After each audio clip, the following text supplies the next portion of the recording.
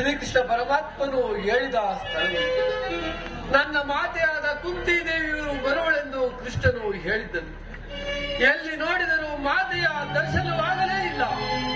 ಹೇ ಭಗವಾನ್ ಭಾಸ್ಕರ, ಈ ಸೃಷ್ಟಿಯನ್ನು ಮೊದಲಿನಿಂದಲೂ ಬೆಳಗುತ್ತವಾಗಿ ನಾನು ಯಾವ ಭಾಗ್ಯವನ್ನು ಪಡೆಯಬೇಕೆಂದು ಬಂದಿರುವುದು, ಅಂತಹ ಭಾಗ್ಯವನ್ನು ಕರುಣಿಸಿ ನನ್ನ ಜೀವನವನ್ನು ಪ್ರತದರ್ಶನಾಗದಂತೆ ನೋಡಿಕೊಂಡು ಸದಾ ಧರ್ಮದ ದಾರಿಯಲ್ಲಿ ನಡೆಸಬೇಕೆಂದು ಬೇಡಿಕೊಳ್ಳುವೆನೋ ದೇವ.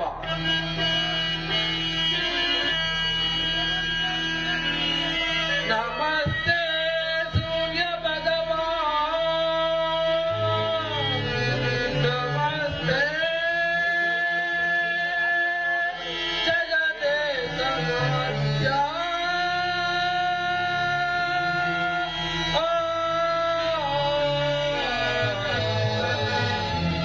ನಮಸ್ತೆ ಭಾನುಮಾರ್ತಾಂಡಂ, ನಮಸ್ತೆ ಸೂರ್ಯನಾರಾಯಣ.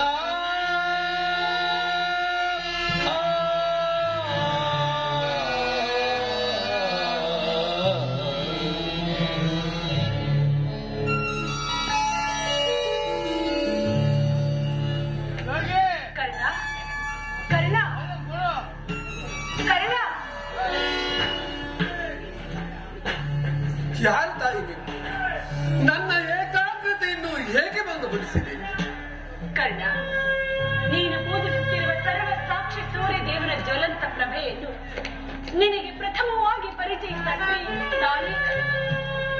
ಏನು ನಿರ್ಭಾಗ್ಯದ ಕುಂತಿ ಎಂದು ಕರೆಯುವರು. ಏನು ಕುಂತಿಯೇ? ಪರಮ ಭಾಗ್ಯವತಿ ಕುಂತಿಯೇ? ಅಮ್ಮ,